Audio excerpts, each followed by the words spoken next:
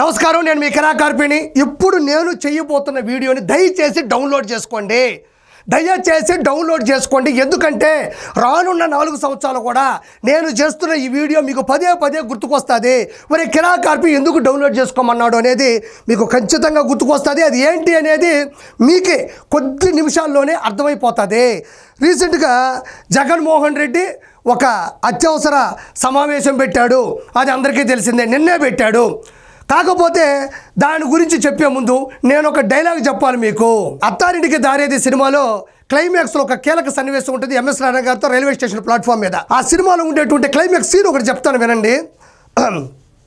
బాలు గారు, నాకు ఈ స్టేషన్ ఒక 15 నిమిషాలు కావాలి, ఇమ్మీడియట్లీ కాలేజ్ చేయించండి అనగానే బాలు గారు అంటారు, సార్ ఎప్పటికెప్పుడే జనాలందరినీ బయటికి పోవచ్చాలంటే ఎలా అంటాడు.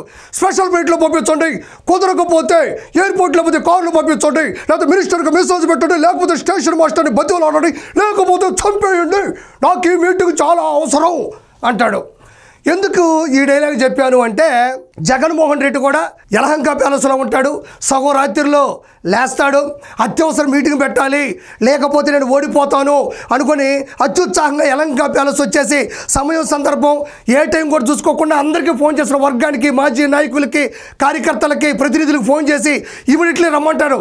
వాళ్ళేమో సార్ జగన్మోహన్ రెడ్డి సార్ మేము ఎట్లా రావాలి సార్, ఈ టైంలో పిల్ల చల్లా ఉన్నారు, నిద్రపోతా ఉన్నామంటే ఇప్పుడు అత్తారింటికి దారేది డైలాగ్ చెప్పాను చూసారా. ఏది వీలైతే స్పెషల్ ఫ్లైట్లో రండి, లేకపోతే కారులో రండి, లేకపోతే చేతులతో దోక్కుంటూ రండి, లేదంటే చచ్చిపోయి ఆత్మలుగైనా రండి, నాకు ఈ మీటింగ్ చాలా అవసరం అంటాడు.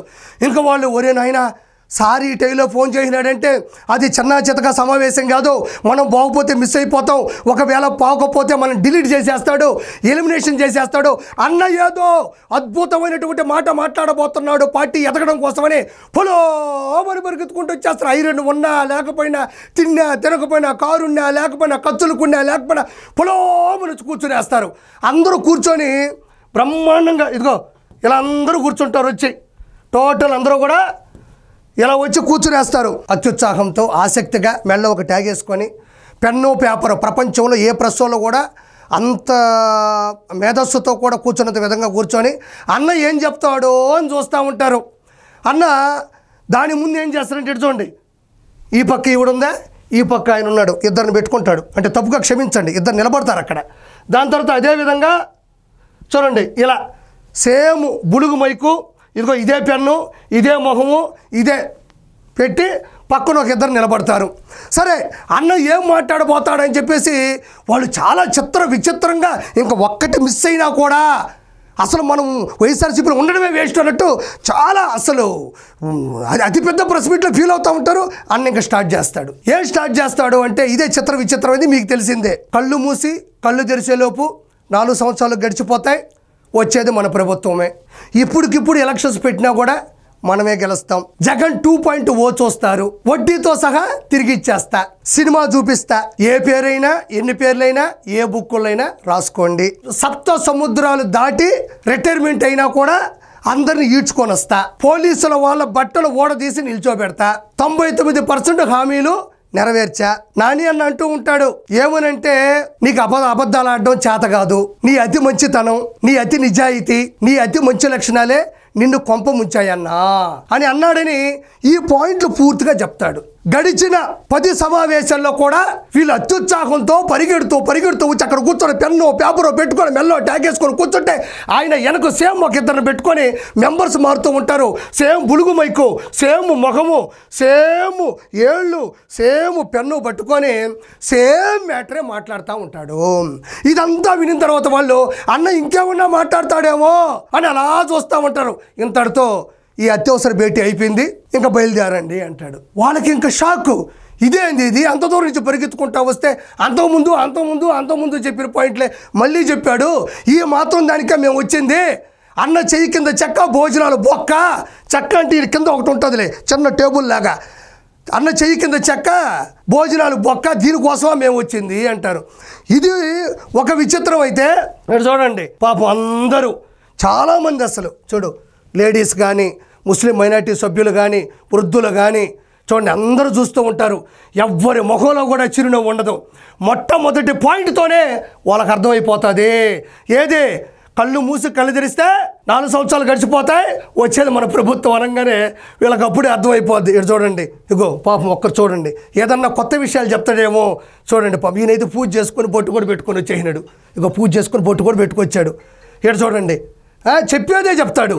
ఎక్కడైతే మీరు గమనించినట్లయితే ఉండేది ఎవరో కాదు, లెక్కర్ స్కామ్ నిందితుడు మిథున్ రెడ్డి, ప్రెసిడెంట్ ఎంపీ. ఈయనైతే నిద్రపోయాడు. లెక్కర్ స్కామ్లో భాగస్తుడు, 1000 కోట్ల రూపాయలు దంచినోడు. జగన్ అన్న ఏం చెప్తే ఈయన కదా ఫస్ట్ వినాలి, ఆ తర్వాత అతను చూసి కదా వీళ్ళు ఇన్స్పిరేషన్గా తీసుకుంటారు.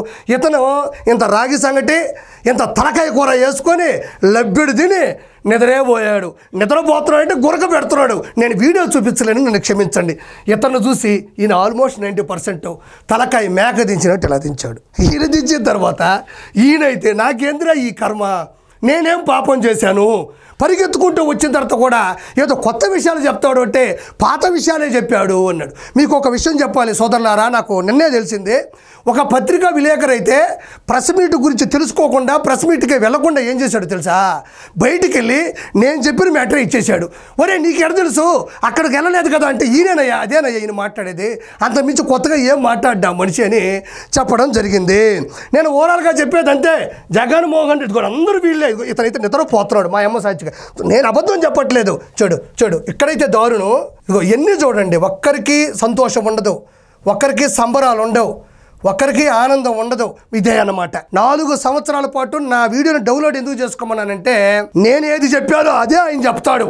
వాళ్ళు పరిగెత్తుకుంటూ వస్తారు, మళ్ళీ పోకపోతే సీట్లు పోతాయేమో, పోకపోతే సభ్యత్వం పోతాయో, ఏదో వాళ్ళ కర్మ వాళ్ళదే. మొత్తానికి సేమ్ అదే చెక్క పెట్టుకుంటాడు, అదే బులుగు మైకు, అదే మాట్లాడతాడు, అదే వాళ్ళు వింటారు. ఓ ఏంద్రానైనా మనకి కర్మ అని చెప్పి అక్కడి నుంచి వెళ్ళిపోతారు. ఒకటే డేటు మారుతుంది కానీ డేటా మాత్రం మారదు. ఏ పాయింట్లు మాట్లాడతాడు తప్ప గొప్ప పాయింట్ కానీ కొత్త పాయింట్ కానీ అతను నోటి గుండా వినపడదు. స్క్రిప్ట్ రాయించే వాళ్ళు కూడా, స్క్రిప్ట్ రైటర్లు ఉంటారు కదా, వాళ్ళు కూడా ఆ పాత పేపర్నే కొత్త పేపర్లో కన్వర్ట్ చేసి ఆ రోజు డేట్ ఇస్తారు తప్ప అతని దగ్గర కొత్త పాయింట్లు లేవు. జగన్మోహన్ రెడ్డికి నేను ఒకటే చెప్తున్నా, 2029 అయినా, 2034 అయినా, 2039 అయినా, 2044 అయినా, 2049 అయినా, ఆ రోజు కూడా ప్రెస్ మీట్ పెట్టి నువ్వేమంటావంటే అవ్వాతాతల ఓట్లు ఏమైపోయినాయో, అక్కా చెల్లెల ఓట్లు ఏమైపోయినాయో, అన్నదమ్ముల ఓట్లు ఏమైపోయినాయో అని చెప్పడం తప్ప ఇంకొక గత్యంతరం లేదు. Thank you. Please subscribe to Leo news for more videos.